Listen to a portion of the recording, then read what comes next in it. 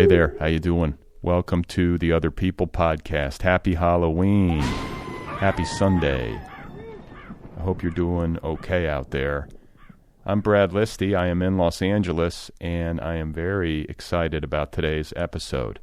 Uniquely excited to have Emily Ladau as my guest. She is the author of a book called Demystifying Disability: What to Know, What to Say, and How to Be an Ally. I should note that this is a bit of a departure for the program. Emily Ladau is not a quote-unquote literary author, at least not yet. Her book is educational in nature, rather than a novel or a memoir or some such. And I should also point out that this is a personal issue for me, as I am the father of a child with disabilities. My son River was born with cerebral palsy. He has limited movement on his left side. Fortunately, he can walk.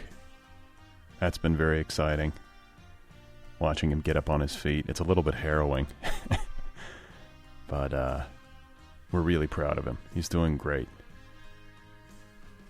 But he's also, objectively speaking, got a lot to deal with.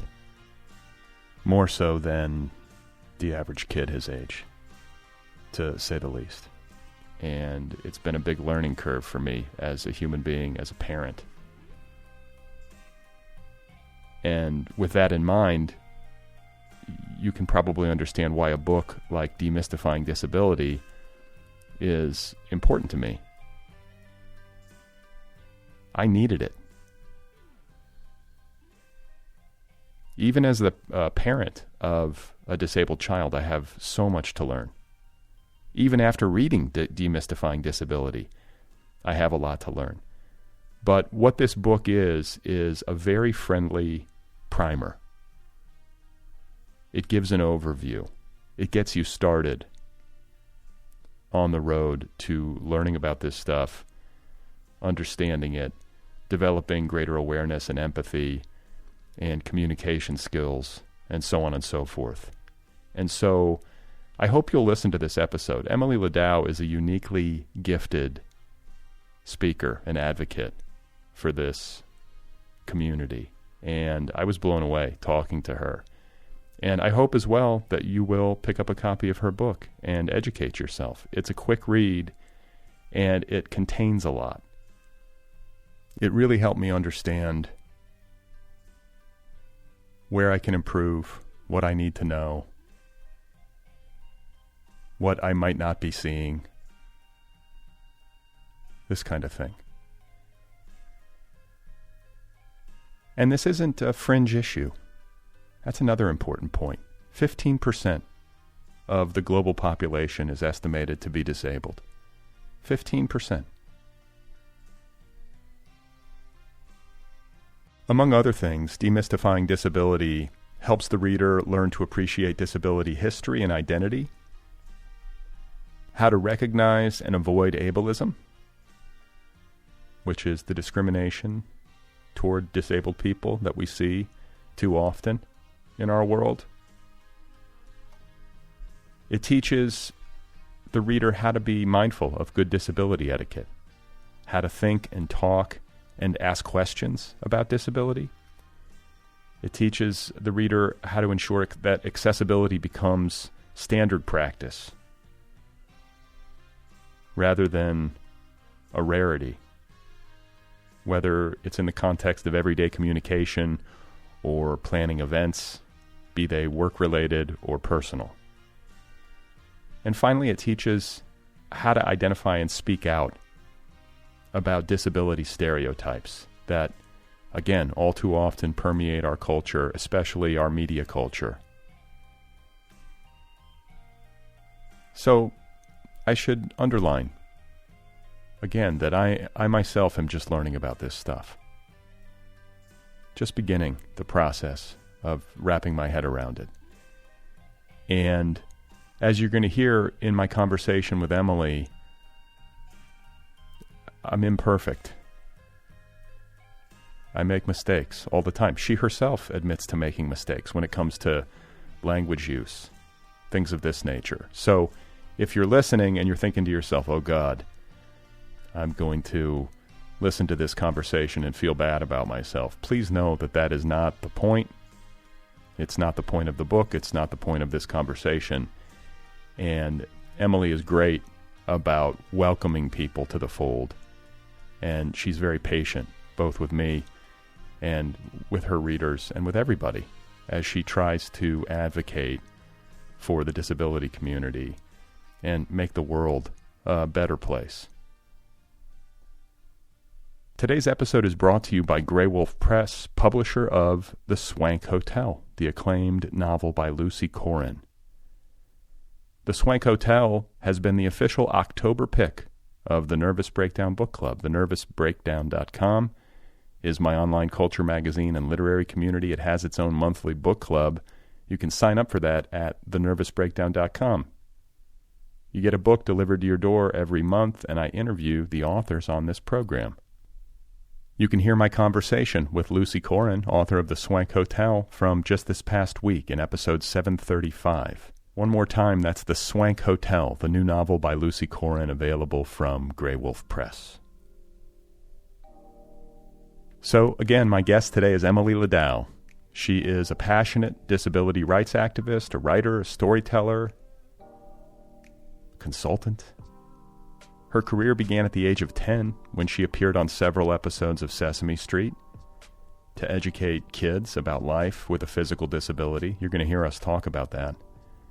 Emily is the editor-in-chief of the Rooted in Rights blog, and she is the co-host of the Accessible Stall podcast with Kyle Kachadurian, a podcast that deals with issues within the disability community. Please note, too, that a full written transcript of today's conversation with Emily Ladau is available at this podcast's official website, otherppl.com. If you would like to read a transcript, you're welcome to. Okay, so one more time. My guest today is Emily Ladau, author of the book Demystifying Disability, What to Know, What to Say, and How to Be an Ally, available right now from 10-Speed Press. Here she is, folks. This is Emily Ladau. I am a very passionate disability rights activist, and that stems from the fact that I was born with a physical disability called Larsen syndrome. It's a genetic joint and muscle disorder. So my mother has it, her younger brother has it, and she found out while she was pregnant with me that she was going to pass it on, although she had been informed that she wouldn't pass it on. And a lot of people perceive that as incredibly tragic, but I actually find it to be one of the best parts of my life, having someone who really showed me the way as I navigated becoming an advocate for myself and embracing who I am as a disabled woman. So I am very much a strong believer in disability as an identity, as a culture, as a community, and that informs all of the work that I do. Wow, yeah, and it makes sense to me that having a parent who has the same disability would be so helpful. Like just to have like a mentor. Like obviously having a parent, you're going to have an involved parent anyway. You're going to have a mentor no matter what. But that particular connection that you share with your mother had to be, I don't know, like just a unique connection to have and a way for you to have somebody to model that lives with you. Like I can't think of anything better really when it comes to how to learn how to be in the world as a disabled person. There was always this built-in reminder that I was going to grow up and that I needed to speak up for myself in order for people to pay attention to what I had to say. And I recognize that it's a privilege, first of all, having somebody to model that for me. And second of all, a privilege that I do have the ability to speak up, because not everybody communicates in the same way that I do when they have disabilities. And so I very much acknowledge that I come from a place of privilege in both of those senses. But at the same time, I actually also like to share the story, and my mom says this too, that as much as she modeled advocacy, she was not herself really a part of the disability community. She was the one, along with my father, who really got me involved in the disability community, but she herself was not connected until I started pulling her along, a little bit kicking and screaming at first. And I said, hey, this is not just about advocacy, this is about a community, and I want you to be a part of that with me. And so we've really been each other's teachers as I've grown up. And you, as a child, were on Sesame Street. I have to make sure to flag this. So, because, I mean, this is something going back to, when you were little, that you've been involved with, which is helping to bring awareness to, issues related to disability and to, like, as this one example demonstrates, to help to foster positive and authentic representations of disabled people in mainstream media. So can you just talk, and plus as a child or as a guy who grew up watching Sesame Street, and I know, you probably did too, like what a thrill it must have been to be on the set. Can you just talk about your Sesame Street experience and indulge me? I was 10 years old when I appeared on Sesame Street, and so I think that a lot of what I learned is really reflecting on it and recognizing in hindsight that I had this immense opportunity to educate about my life with a physical disability on this national platform. But what's most powerful for me is that when I was little, I really didn't see much in the way of disability representation. And in fact, one of the only specific instances of representation that I very vividly recall is seeing a little girl using a wheelchair on Sesame Street. And I ended up becoming the person who filled that role on the show after her. And so there's so much power in seeing yourself reflected back at you. But for kids who are disabled, and especially kids who are multi-marginalized and disabled, right? I'm a white person who's a wheelchair user who appeared on the show. And that, at the time, was revolutionary. But now that we're continuing to progress and we're continuing to try to show more diverse representation of disability in the media, there's power in that. There's power in seeing that, yes, you too are a part of society. Yes, you too have humanity. And I think that we cannot understate the value of being able to see yourself just as another person on television. And that was how it felt for me when I was on Sesame Street. I was just another person hanging out with Elmo, hanging out with Big Bird and Oscar the Grouch. And yes, we were talking about my disability, but we were doing it in a way that showed, hey, I'm just another kid in the neighborhood. I'm part of your community and I belong here just like you do.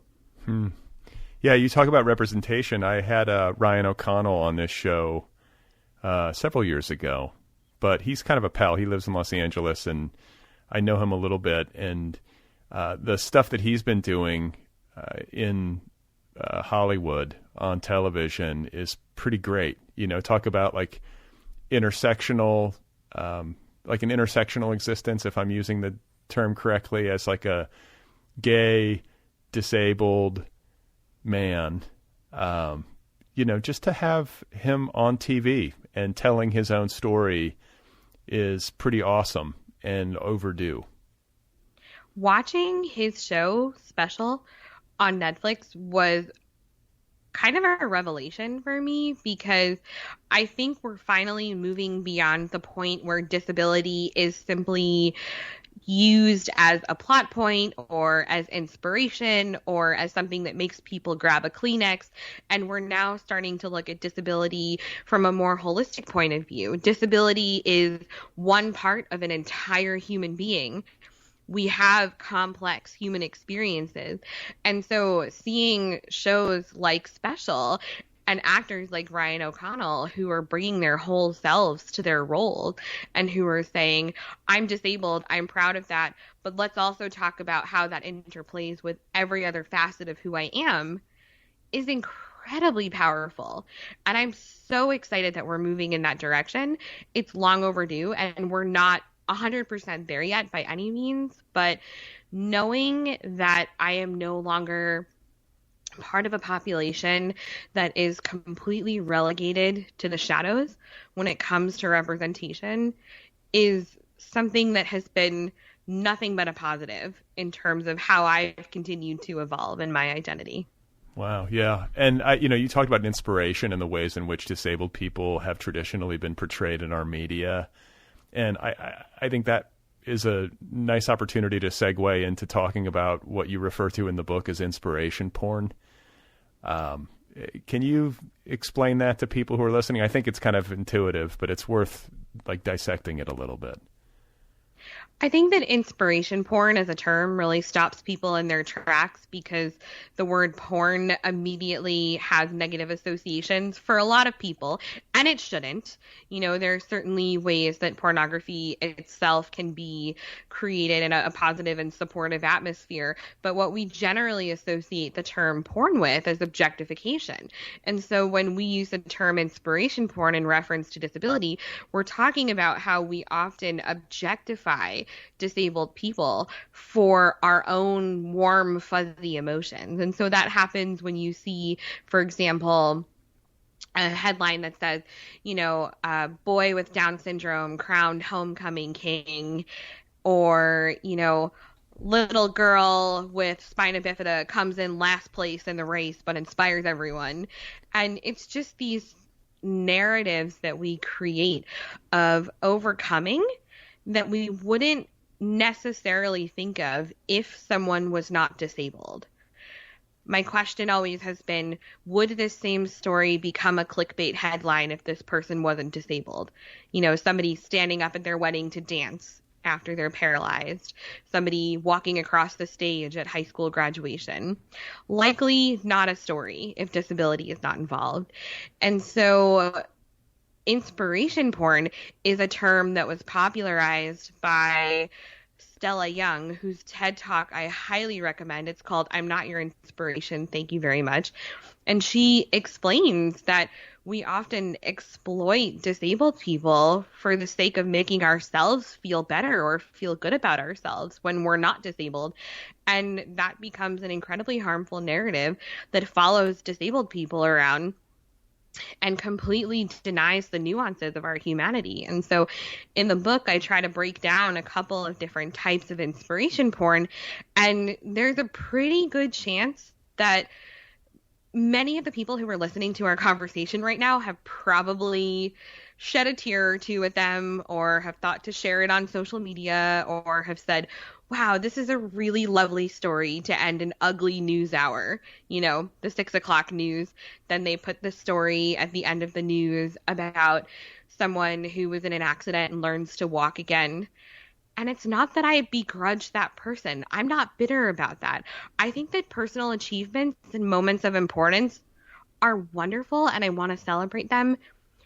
But I don't want to do it simply because that person is disabled, because to me, that's not looking at the whole human. And so inspiration porn is an overarching term to describe what we mean when we're talking about those types of stories. Yeah, and you also talk about how, sometimes narratives around disability are couched as this overcoming of adversity, and that, if you just give it enough effort, you can make it. It's like that kind of like Horatio Alger kind of thing. And, or is it Horatio Alger? I can't remember, but you know what I mean? I think it might be Alger, but I know exactly what you mean. Yeah. And, I think the implication is that, disability is a personal failure, that's kind of embedded in that. And beyond that, whether it's inspiration porn or this overcoming adversity kind of narrative, it is a subtle way of reinforcing prejudices around disability, is it not? It absolutely is. And there's also this incredibly false understanding of disability as something that is wrong with a person and something that needs to be fixed or cured or eliminated. And we don't realize that when we're perpetuating these narratives of overcoming adversity, what we're really saying is, we live in a systematically inaccessible world, but that's your problem as a disabled person, and it's up to you to figure out how to navigate it. It's not up to everybody to figure out how to make the world a more welcoming and inclusive place. So when we boil it down to that, it's actually kind of frustrating, because it's not that I'm overcoming adversity. In most cases, it's that I'm overcoming the inaccessible barriers that you have put in place that make my life harder. And that's not to say that I wouldn't still be disabled without those barriers in place. I am a wheelchair user. I have a medical diagnosis. This is part of me inherently and who I am. But when you say, okay, well, wouldn't you be less disabled if you just tried harder to walk, or if you just tried harder to do something that makes you quote unquote closer to normal? No, I'd still be disabled. The problem is not me. The problem is the barrier that you put in place. So while you're there judging me for who I am and thinking that something is wrong with me, my question to you is, isn't there really something wrong with the society that we live in if you're thinking that way? Right. Right. And, too, I think a lot of people are made emotional and uncomfortable when they consider disability. They view it as this terrible tragedy.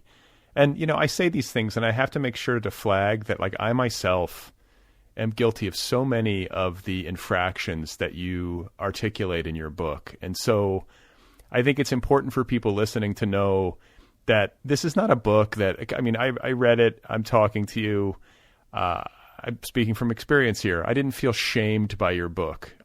But I did feel some sense of like self-derived personal shame as I reflected on my own behavior and attitudes through the years, because I have blind spots and I have a disabled child now, and so my life has changed. My perspective on these things has necessarily changed. I just want listeners to know that, like, you're very good about being open to the fact that we have these blind spots and we make these mistakes and we have to work through them. I'd even challenge you, and I'm sure you'll love me for this, to think about the ableism behind the term blind spots too. Oh, right. There you go. See, I just did it.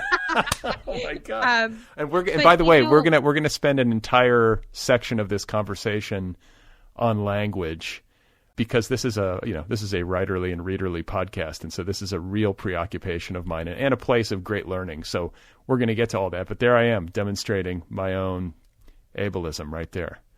But the thing is that I do it too, and I'm disabled. I think that's exactly what I don't want to happen, is people become so stuck in their own heads that they are afraid to talk about disability at all. And so on the one hand, yes, I want people to be more conscious of how they think about disability and talk about disability and engage with disabled people. But on the other hand, I don't want anybody to put down my book and think, oh my God, I'm going to make so many mistakes that why even bother? Because the reality is everybody, myself included, as somebody who jokes that I'm a professional disabled person 24/7, still makes these mistakes. And so rather than further alienating people who may already be uncomfortable with disability simply because they've been socialized to understand disability as a negative thing, I would rather say, hey, it's okay. We have a lot of conscious unlearning that we need to do around ableism.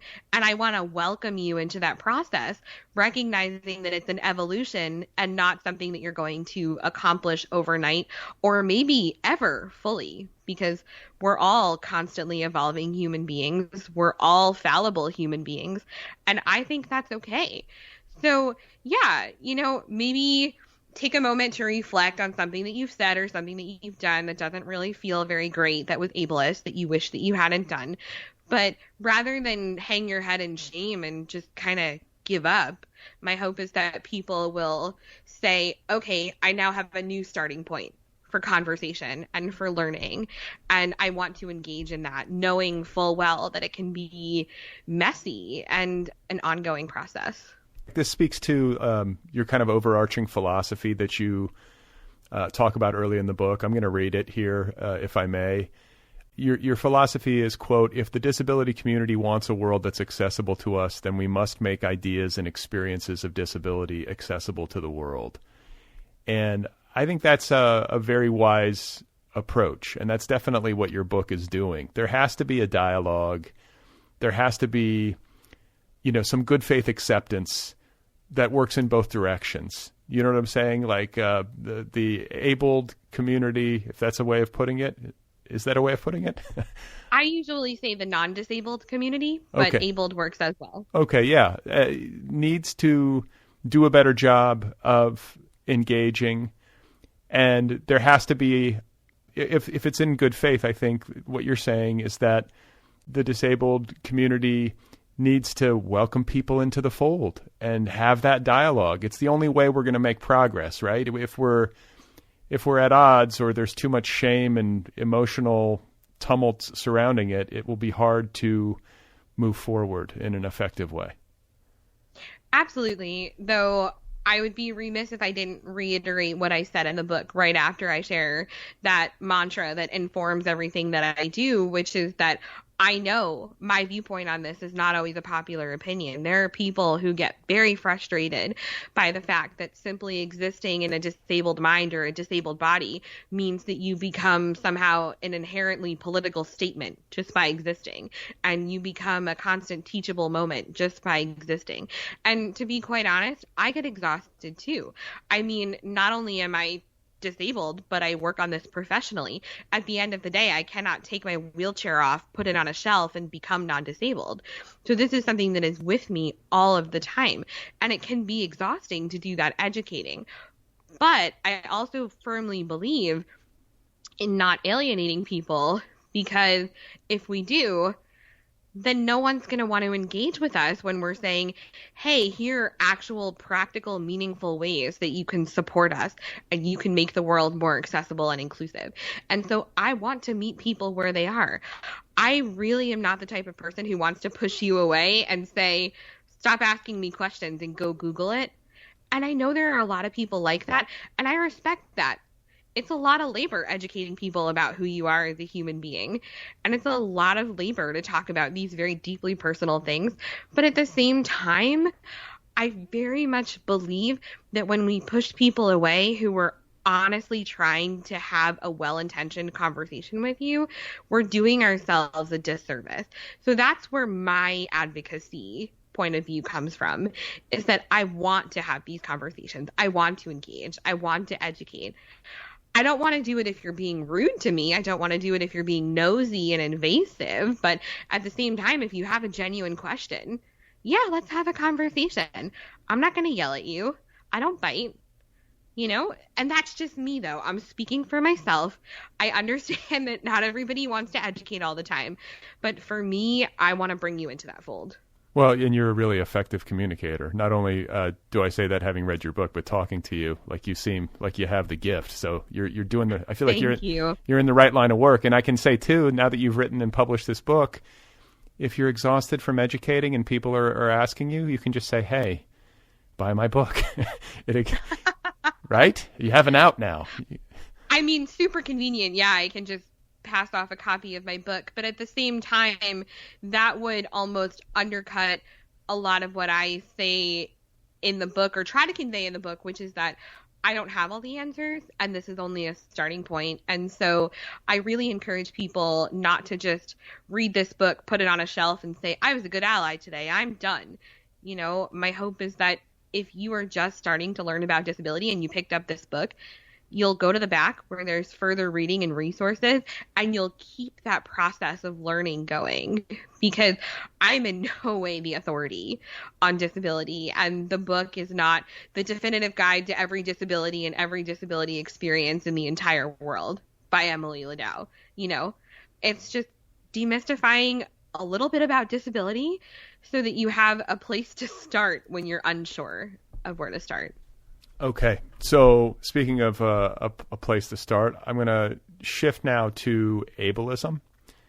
I think this is a topic that has come to the fore more often in recent years. You know, it's certainly come to my attention in recent years. I guess it's part of it is my parental experience, but part of it I think is the culture. And I think it's worth defining. Again, unless you have this stuff like at your recall, I'll just read what you wrote so we can start with the definition. You define ableism as attitudes, actions, and circumstances that devalue people because they're disabled or perceived as having a disability. And this can manifest in so many different ways, some of which are very subtle and ingrained into, how we live and communicate and operate in the world. 100%. And I also like to be clear that I tried to keep my definition relatively simple. There are some much more in-depth definitions that I really appreciate around ableism that also acknowledge the ways in which it connects with other forms of stigma and discrimination and oppression. But for me, I was trying to get to a very simple root of what ableism is, because it's the term that I think is becoming more common, but one that people are not as quick to understand necessarily because it's been outside of our collective consciousness for so long. And I think that the pandemic actually has brought about a greater understanding of ableism, even if we don't have the language to articulate what it is that we're understanding. I think people are beginning to recognize, simply from the way that the world is shifting and the way that we've had to change how we operate, that ableism is baked into the vast majority of our systems. And a perfect example of that is the fact that disabled people have been asking for access to doing things remotely, whether it's telehealth or whether it's education from home, working from home, attending events from home. And we were told, no, we can't do it. It's not going to work. It's a logistical nightmare. It's too expensive.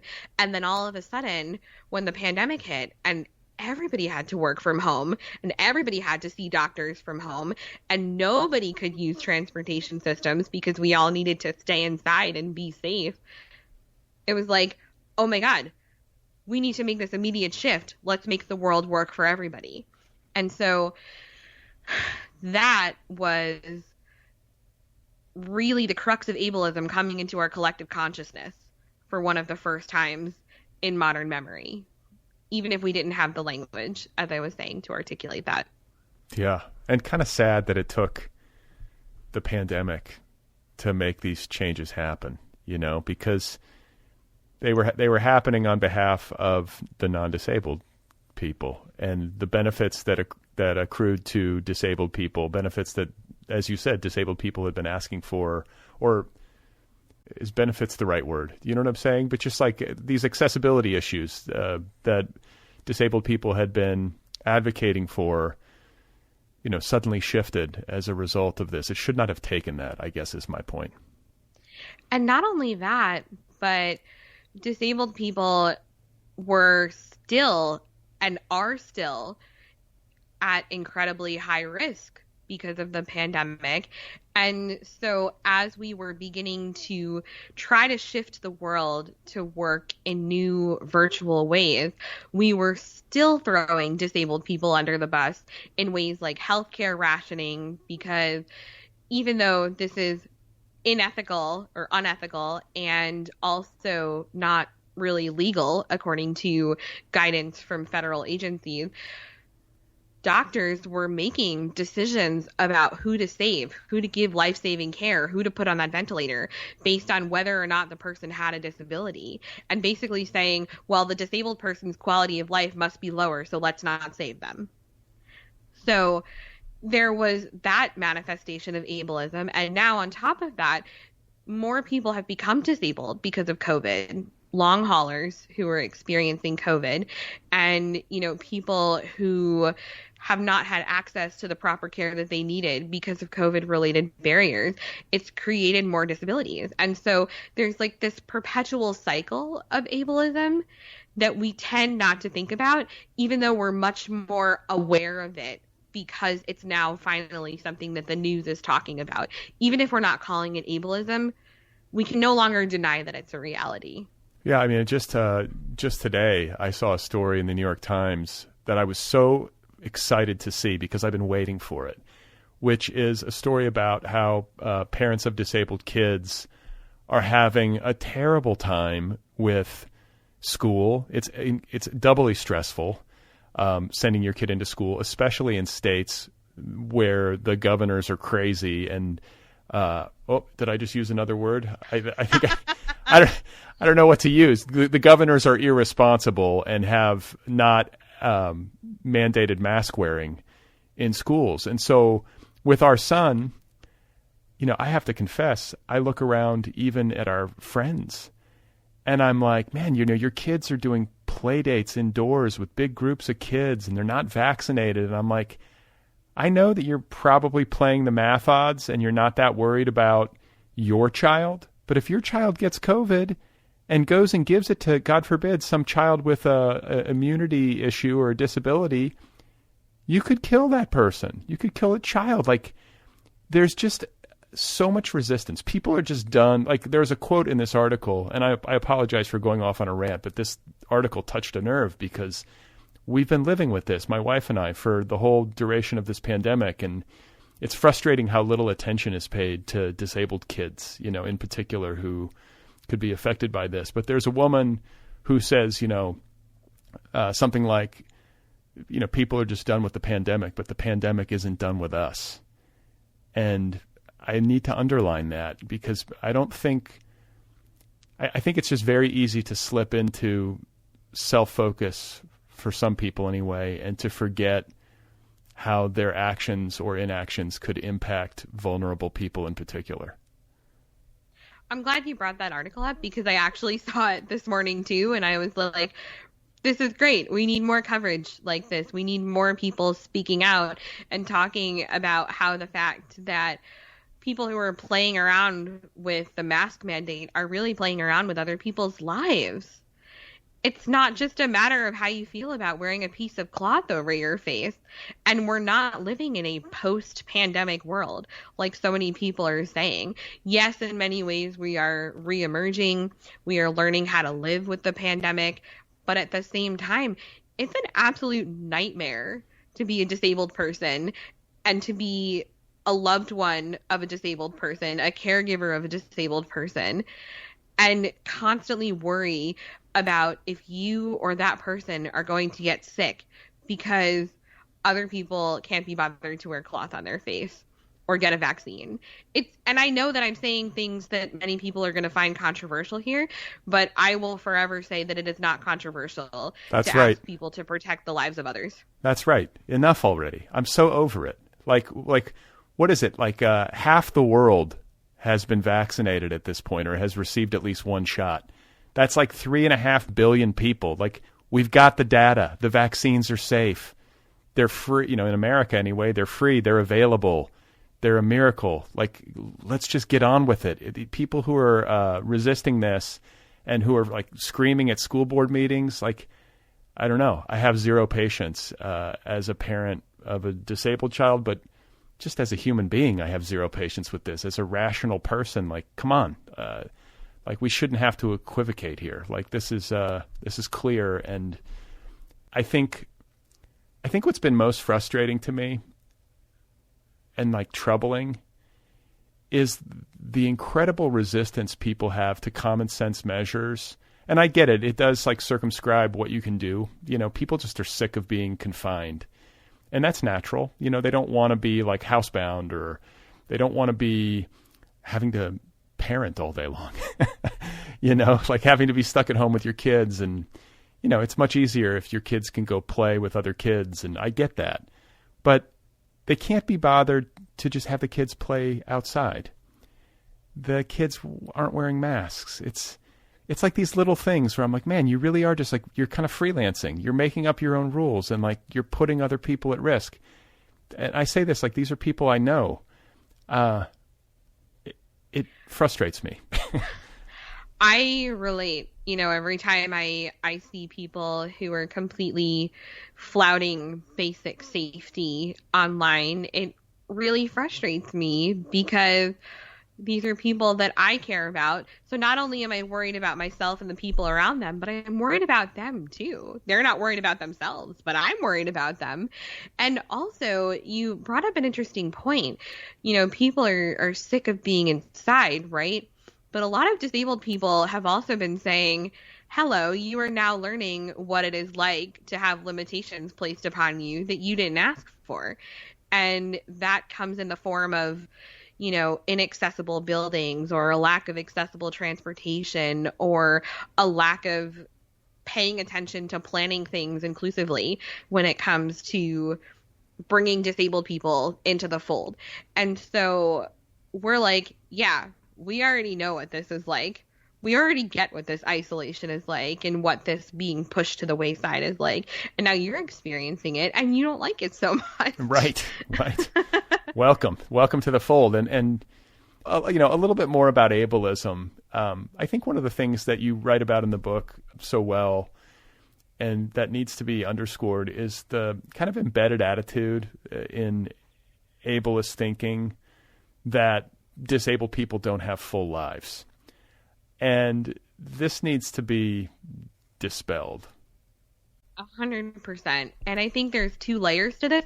First of all, we need to examine our understanding of a full life, because we can have incredibly ableist views of what it means to have a full life. We tend to assume that your life is full if you are doing certain things like holding down a job, or maintaining a busy social calendar, or, getting married, right? These are things that we tend to think of as a full life. And so we, first of all, assume that disabled people don't have full lives if they don't do these things. But then on the flip side of that, we assume that they can't do these things.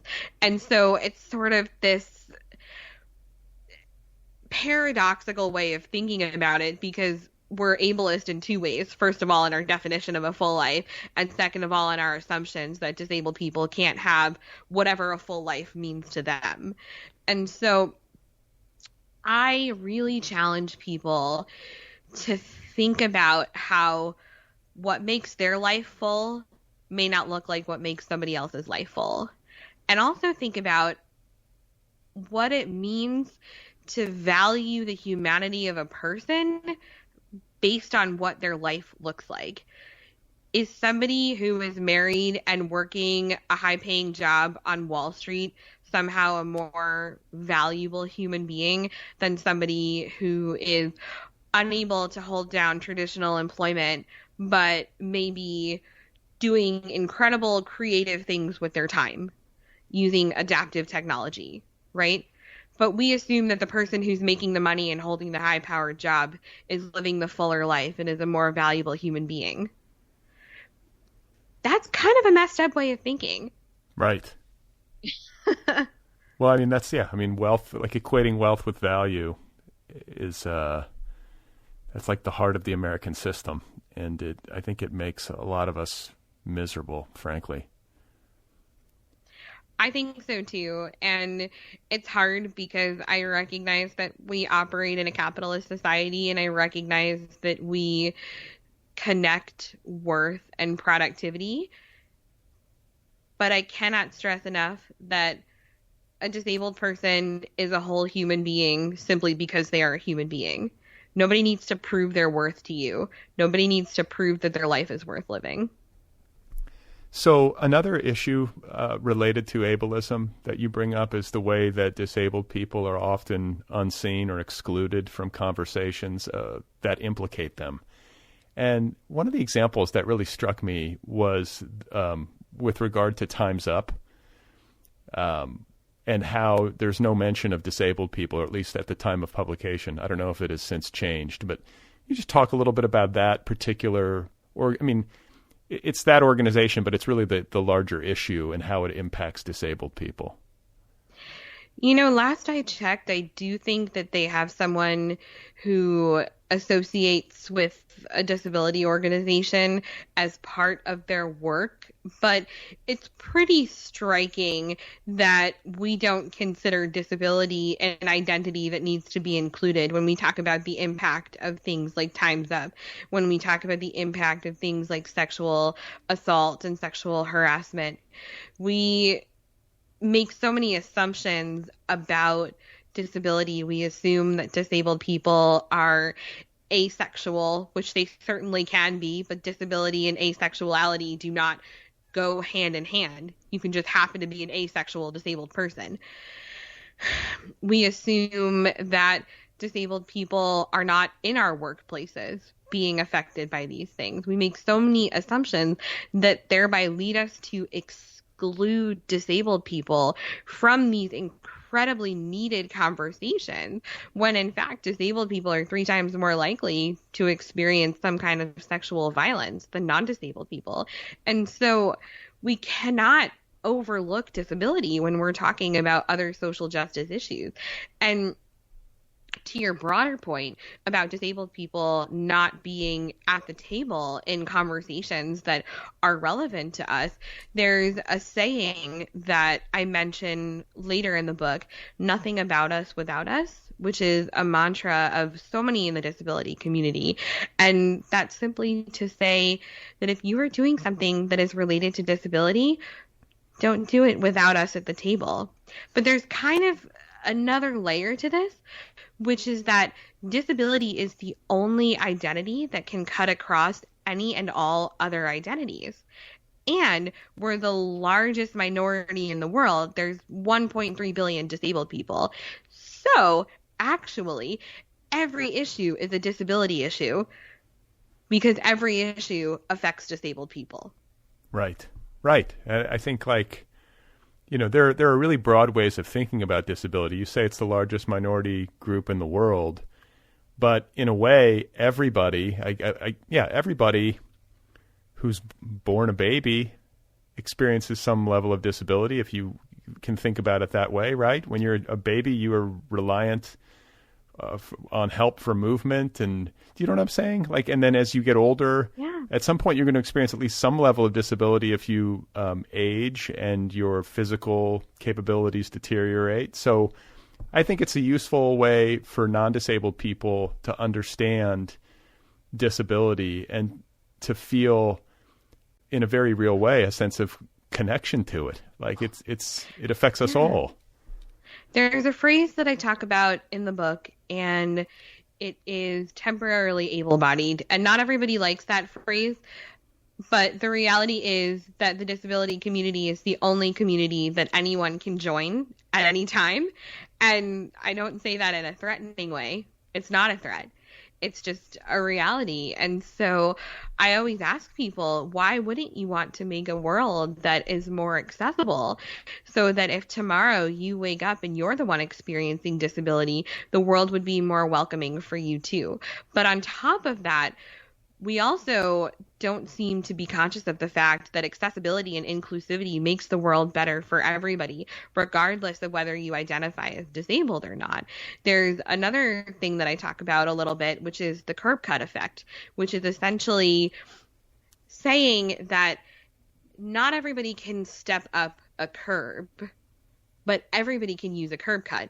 So whether you are a wheelchair user, a parent with a stroller, a person pushing a laundry cart, somebody rolling your luggage, somebody on a skateboard or roller skates, whatever the case may be, curb cuts work for everybody.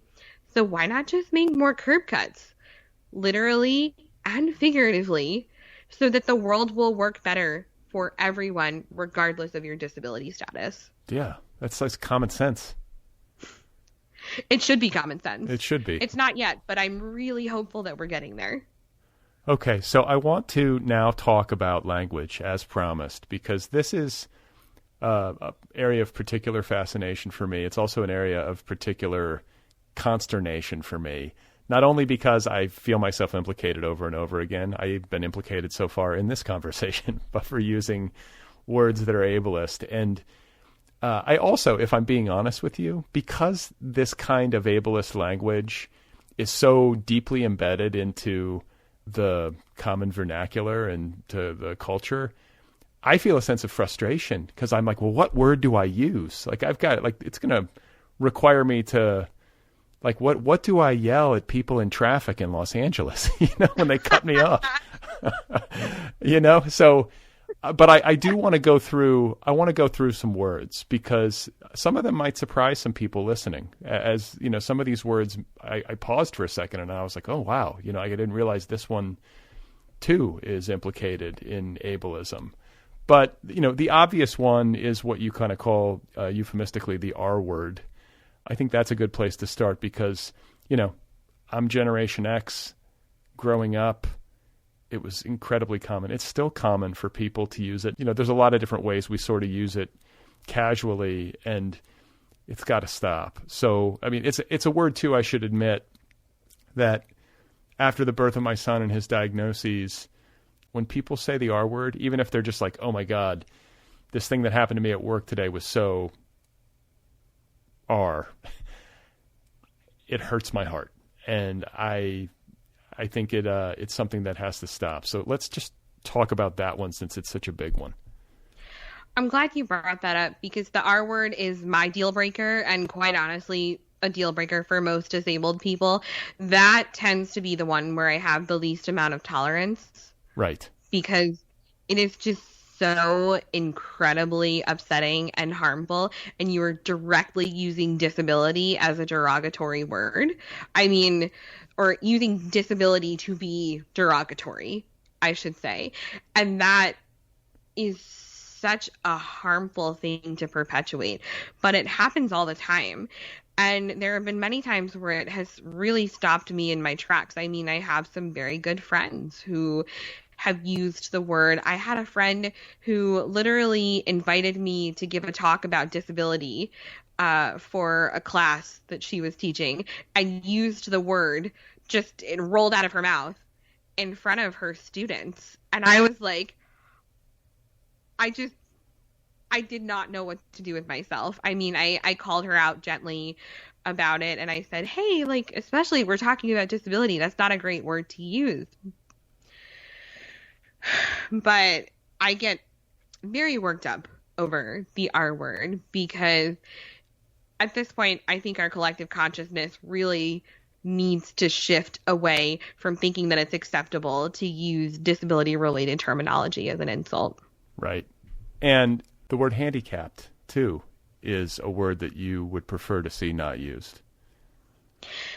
Handicapped to me is not offensive.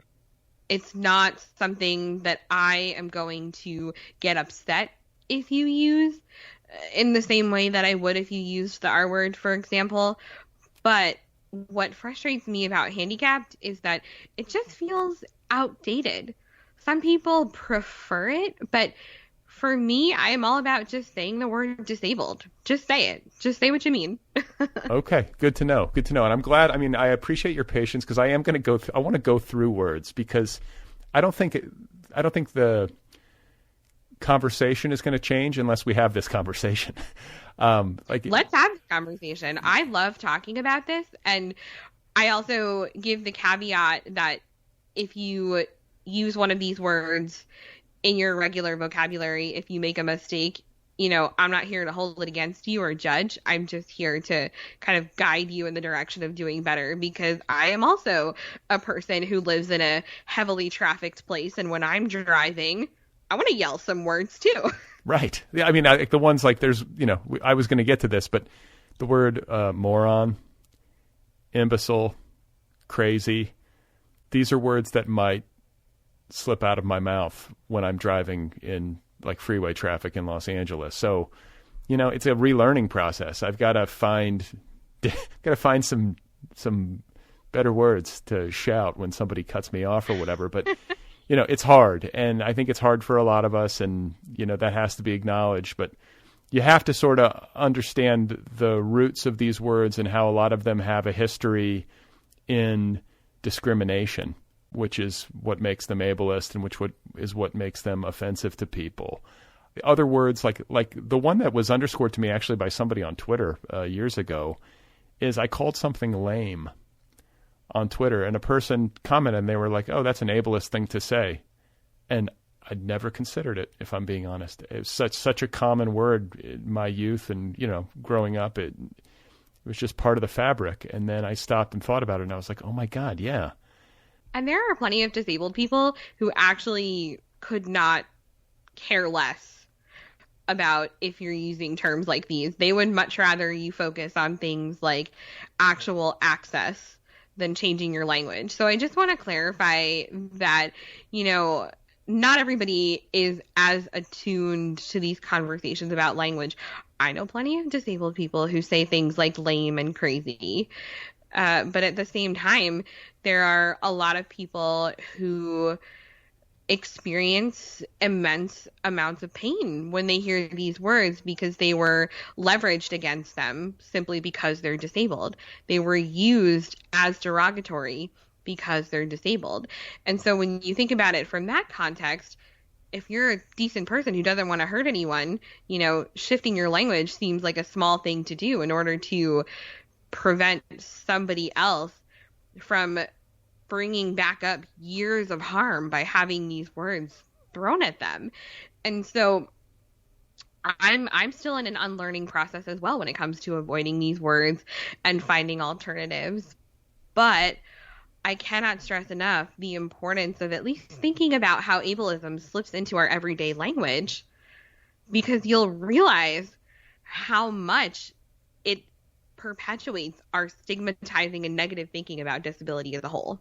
Yeah, and I've said this before on the show many times, and even recently, as a person who is very concerned with language, as I keep saying, and a guy who does a podcast that is similar, has similar concerns, it can never be said enough how powerful words are.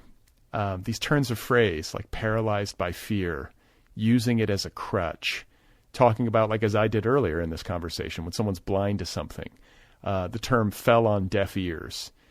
Even these turns of phrase, which are so normalized in our culture that they seem innocuous, you have to consider, well, what about being a deaf person reading somebody write it fell on deaf ears? How does that feel to them to read that? Yeah, and people call me nitpicky for this all the time.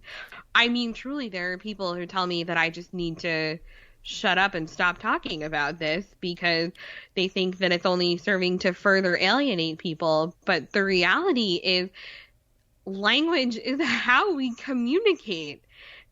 It shapes how we think, and how we think shapes how we talk. This is a point that I try to make early on in the book. And so if we're not literally breaking down how we're engaging with other people and thinking about other people, then how can we even begin to shift the narrative in any other areas of life? Yeah. And, you talk too, these are, I'm going to give some more phrases that are very common, I think, especially in conversation, like quit being so OCD. This person is acting super autistic. Or saying she is so bipolar. These are things I hear, people talking, or at least I have heard. I don't know if I hear them super often, but, it's, again, it's worth flagging them because it happens so fast and so often and is kind of so normal that most people don't realize the implications. Somebody's diagnosis and somebody's reality suddenly becomes somebody else's really quick, thoughtless turn of phrase. And we don't really think about the weight of that very often. But if you are leveraging a term like, oh, you're acting autistic, or, you're acting bipolar, what if that person actually is autistic or bipolar? You're literally insulting them for who they are.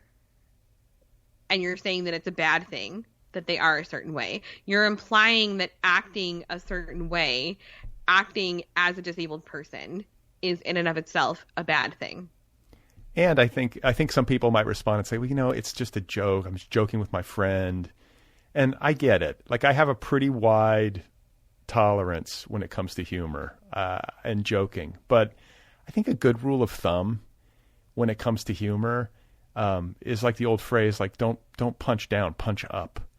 Like when people make jokes at the expense of people with disabilities, that's like what I would consider punching down. Is that an okay phrase? You know what I mean? Like Yeah. I think punching down, but I think we have to ask ourselves, is it that we see disabled people as less than, which would make it punching down, or we see them as kind of these like delicate flowers in need of pity and protection, or is it that it's punching down because you're denying someone's humanity?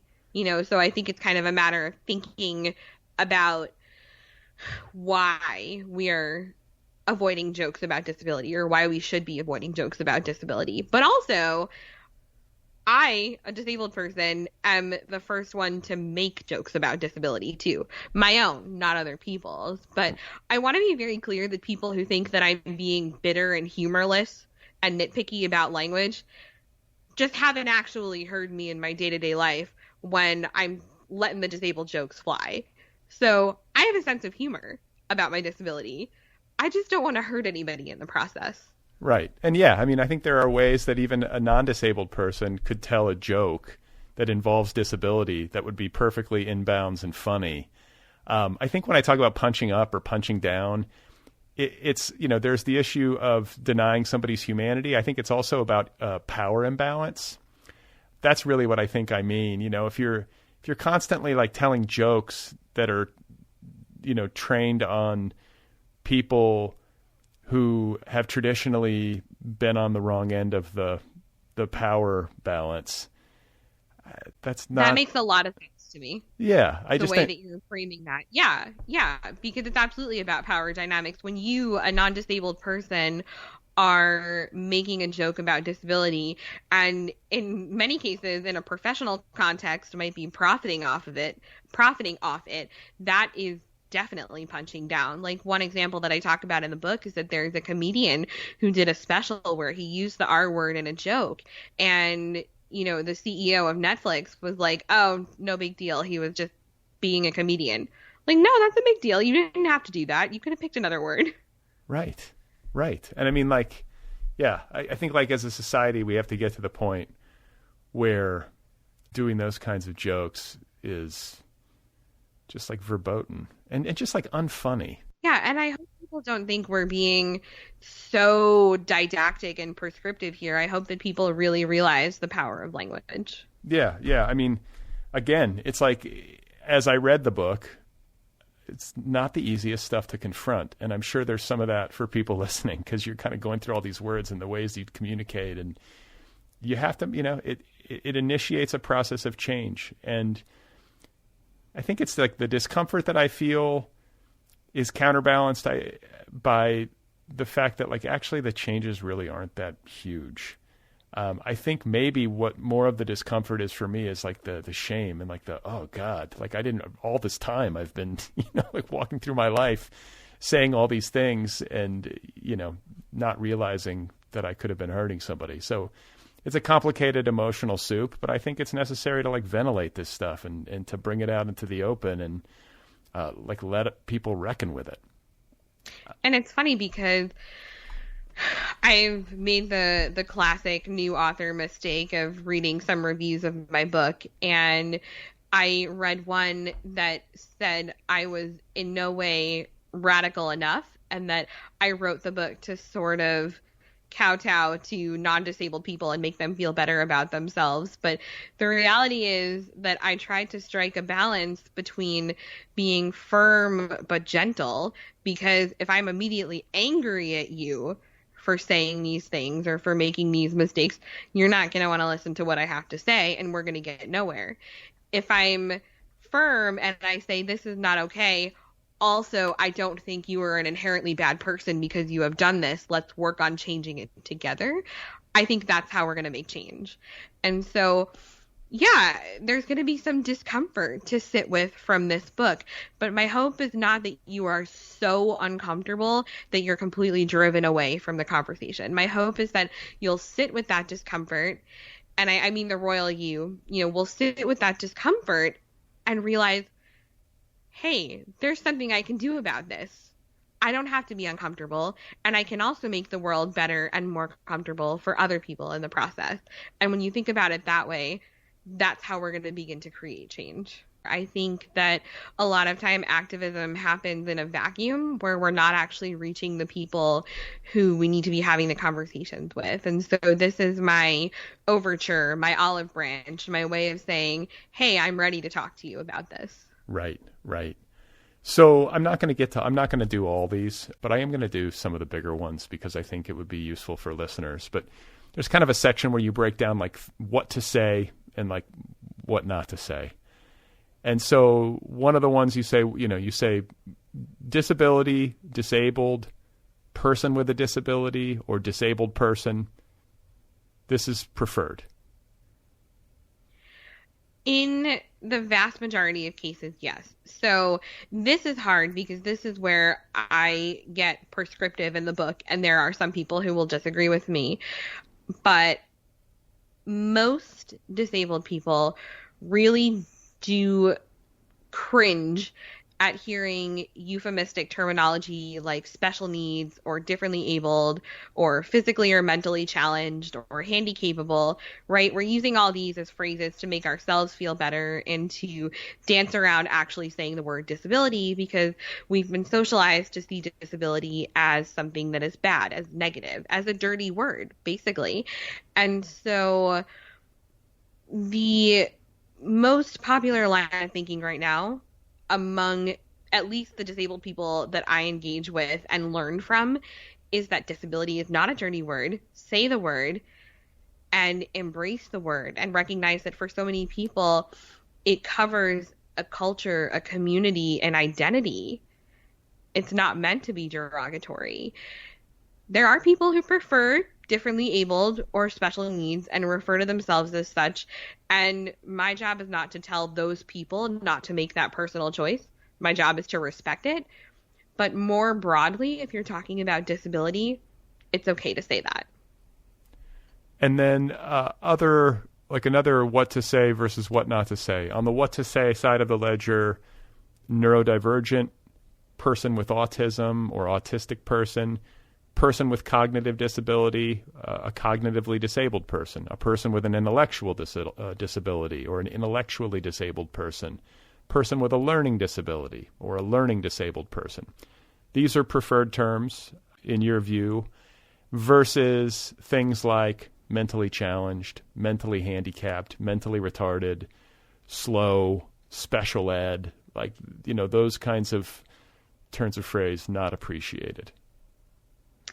Those can be really harmful labels to put on somebody. When you call somebody special ed, I mean, think about that. Think about how that would follow a student for the rest of their lives. Whereas if you say that somebody has a cognitive disability, a learning disability, an intellectual disability, it's a reality. It's part of who they are, and it's something that we can support and accommodate. Why is that so hard? I honestly think it's because we have been taught that disability is something to look down upon. So no one has given this amount of thought in a lot of settings where we use this terminology to the harm that we're causing. And I think that if we all slowed down a little bit in our communication and took some time to recognize that these are not just words, but these are words that impact people, then we'd be getting somewhere. So another breakdown that I want to go through is with regard to a person who uses a wheelchair. That's a preferred term, or a wheelchair user, versus wheelchair bound or confined to a wheelchair. I'm sure you've had experience with this in your life. That's my personal language pet peeve. And also one that I did not add in the book, but one that I know some people use is wheelchair rider as well. Really, the point is that it's the person who is in charge of the wheelchair, not the wheelchair who is in charge of the person. And so when we talk about being bound to a wheelchair or confined to a wheelchair, I mean, I'm envisioning somebody who has ropes and chains around them and is tied up to their wheelchair and is stuck there. That's what wheelchair bound means to me.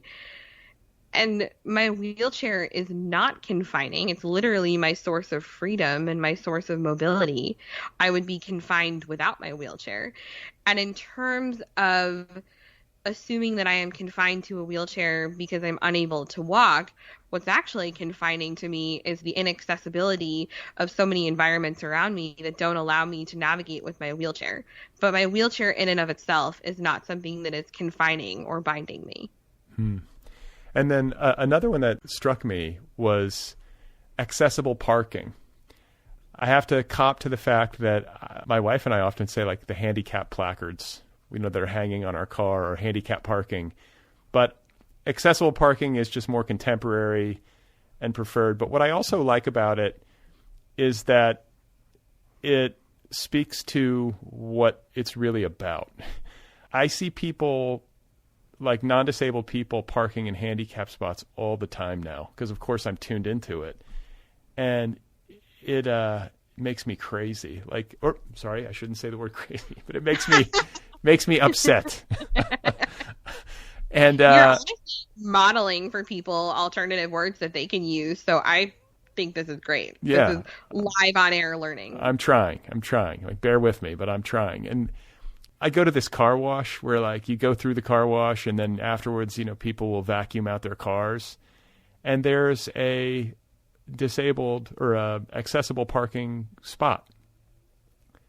Almost always. There is somebody parked there who is non-disabled, vacuuming their car like it's no big deal. I sometimes go to this car wash with my son and would love to have more room, because I need to get him out and hold on to him while I'm trying to vacuum. Or I can't do it. And so far I haven't been the guy to, like, get out of the car and, dress them down, but I kind of feel like I should. It's just very frustrating. Just don't park in accessible parking if you're not disabled or caregiving for a disabled person. I can't believe I even have to say that, but yeah, this one is a stressful one for me too, because, on the one hand, I try to not assume just by looking at someone that they don't need a spot. But if you don't have that placard, or if you don't have a license plate with the symbol on it, then I'm assuming you don't need that spot. I mean, I'm looking for visible proof, not in the person, but in the placard. Yeah. Or in the license plate that they belong in that spot. And yeah, also, I mean, honestly, I still say handicap parking and handicap restroom all the time because I'm used to saying that and it kind of rolls out of my mouth without me thinking about it. But you're right. That accessible really gets to the heart of what it is. It's accessible. It is accessible to disabled people. The spot itself is not handicapped. Right. So I want to talk. We talked a little bit about it earlier, but I think it's worth underlining here is the issue of intersectionality and disabled people. Like, you talked about being a white person who is disabled, and how that impacts your experience of the world. And then I was reading in your book about Darcy Neal, who is black and queer and has cerebral palsy. And there was an anecdote in your book about Darcy talking about how people commonly asked when he was shot. Right? Am I remembering that correctly? Yes, you are. And it's just people made an assumption just by looking at him that he must have become disabled because of violence. Right. And so there's it's just worth it's worth recognizing that the disabled community is not a monolith, and there are a lot of people who exist at these intersections between, like, a disabled person, a black person, a queer person.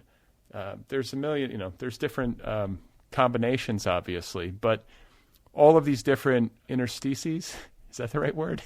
They carry with them their own set of implications and identifications. And, I think when it comes to issues like discrimination or barriers to finding a job, for example, there might be a white person with a disability who comes up against a certain amount of resistance from employers, just to use that as an example, but somebody who is black and disabled would probably have, or could potentially have, a more difficult time, finding employment. Do you see what I'm saying?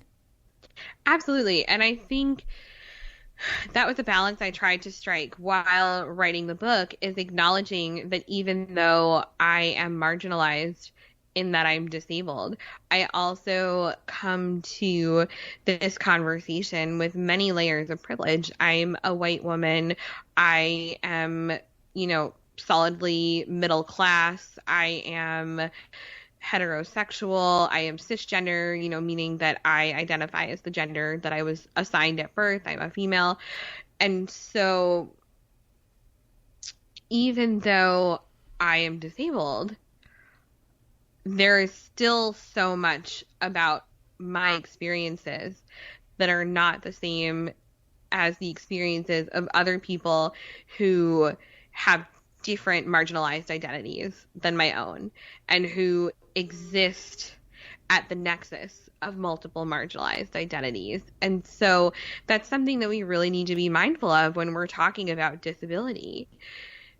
There are people within the disability community who experience not just ableism, but racism, not just ableism, but transphobia, not just ableism, but xenophobia, right? Ableism doesn't exist in a vacuum, and disabled people aren't only one identity. So we have to take that into account when thinking about disability, because as I said before, it's the only identity that cuts across any and all other identities. That means that the disability community in and of itself holds every single other identity that there is to have. And so if we're just talking about the white male wheelchair user, we are missing so much of the disability experience. And I want to ask you now about communication with disabled people, like non-disabled people talking to disabled people, how there can sometimes be discomfort, faux pas, to put it mildly. And there's a rule of thumb that you offer in the book, which I think is useful. And I'll read it to you. It's that if you would not ask a non-disabled person the same question in the same context, don't ask. So I'd like to hear you talk a little bit more about that, because, you've been on the receiving end of some pretty insensitive comments and questions in your life, I'm sure, and you talk about some of them. There's one that you describe, I think, where people like on elevators will just blurt out, like, "Can you walk?" Like, how are you supposed to answer that on an elevator? But, I think that there is people are socially awkward oftentimes just as a general thing. And then I know this from experience, like the wanting, like feeling emotionally activated and wanting to not discriminate and wanting to engage. Like people can come at you, I imagine, with the best of intentions and still screw it up. And so I think what I'd love to have is a conversation here around just some basic guidelines so that people can get more comfortable with how to communicate with disabled people and people who have possibly like noticeable physical differences from them or that kind of thing. Talking about interacting with disabled people is always a challenge because every disabled person is different, and the way that you interact with one disabled person may not be the same way that you interact with another one. But in terms of a rule of thumb, what I mean when I say, don't ask a disabled person something that you wouldn't ask a non-disabled person in the same context really comes down to, what do you need to know? Are you being nosy and are you being invasive and are you trying to satiate your own curiosity, or are you genuinely asking a question that has a reason behind you asking? And is that reason useful or helpful in any context? And I recognize that there are, if I think hard enough about it, areas that fall outside of this rule of thumb. So that's why it's a general rule and not the answer for every single interaction with disabled people. But generally, if you can keep your comment to yourself, if you can keep your invasive question to yourself, do it.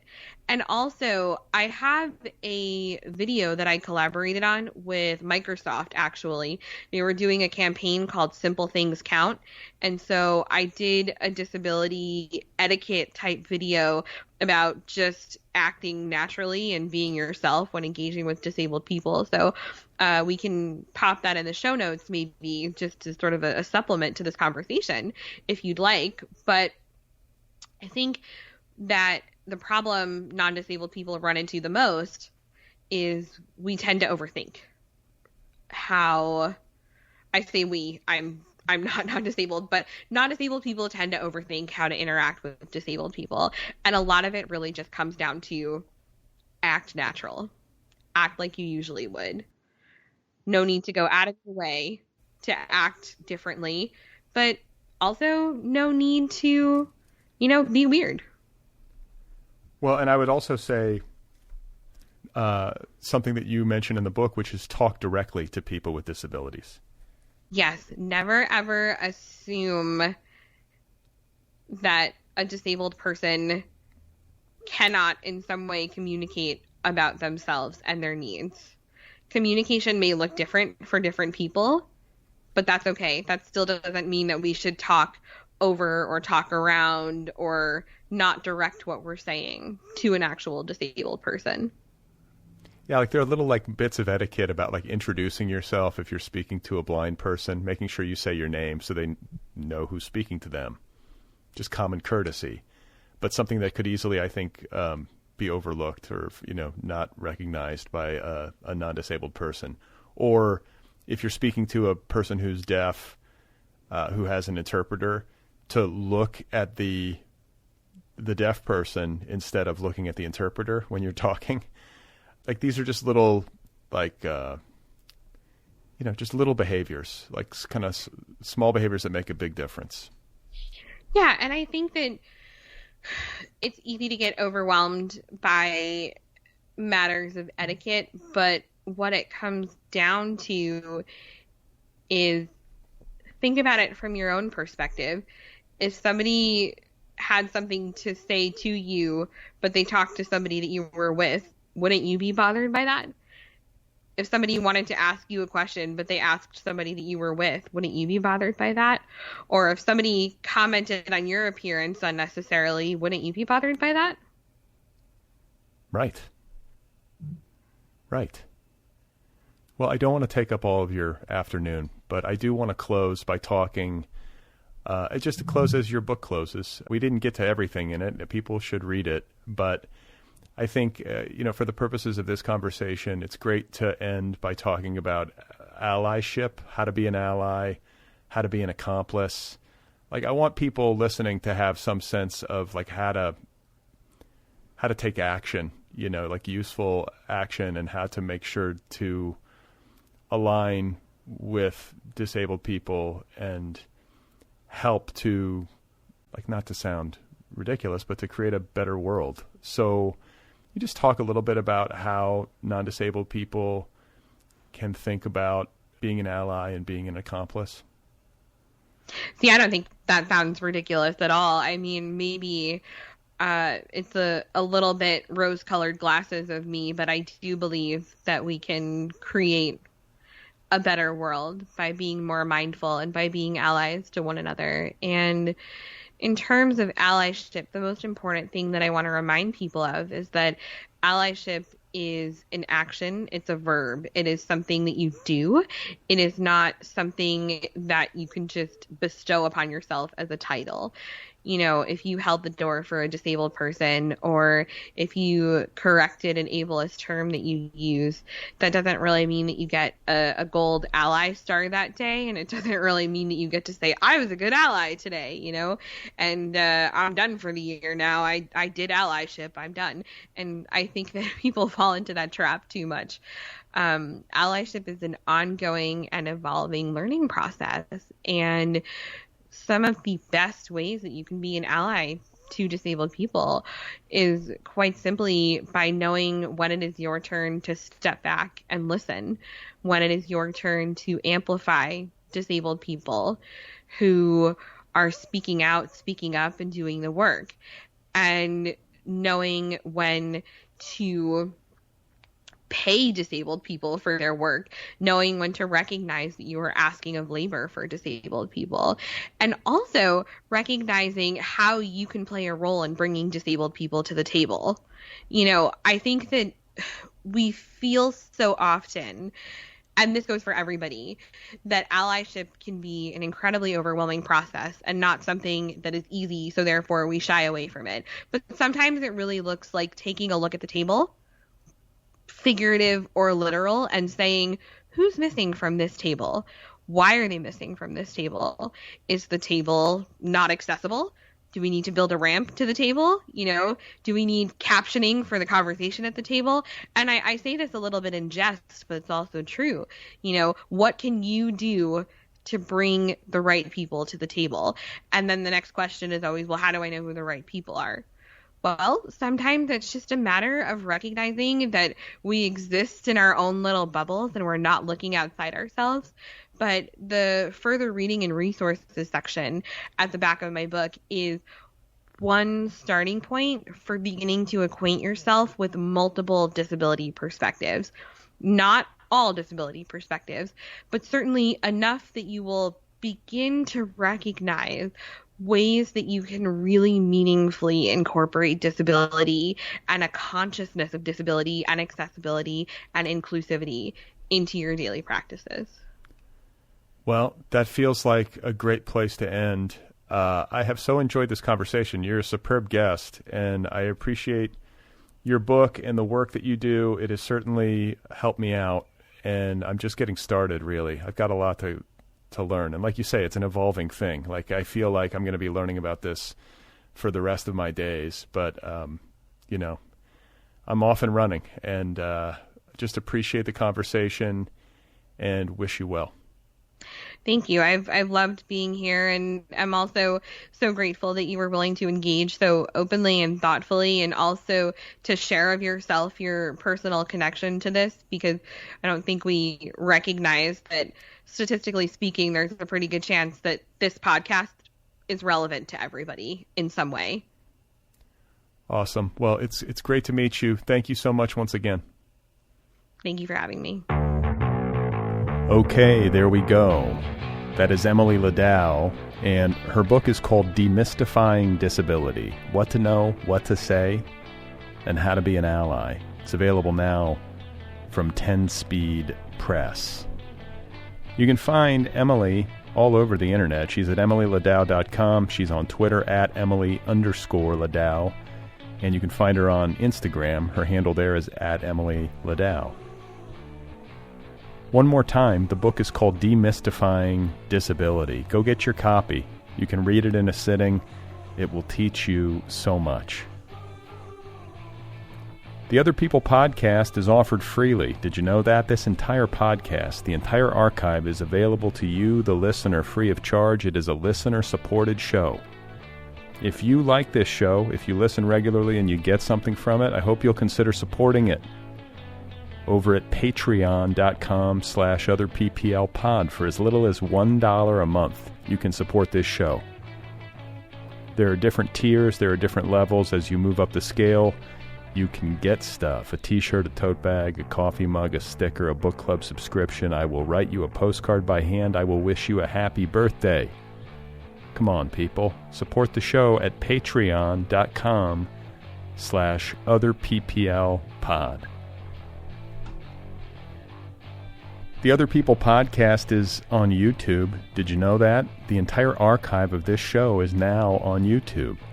This has happened over the past year. It's a relatively recent development. If you are a YouTube person, subscribe to the Otherppl with Brad Listi YouTube channel. It's free. Every episode is there on YouTube. Subscribe. If you would like to write to me, the email address for this program is letters@otherppl.com. Letters@otherppl.com. The Otherppl app is a thing. It's free. It's available wherever apps are available. I should say, too, that the app has been undergoing some maintenance. If you already have the app, delete it and re-upload it. and it'll be all set.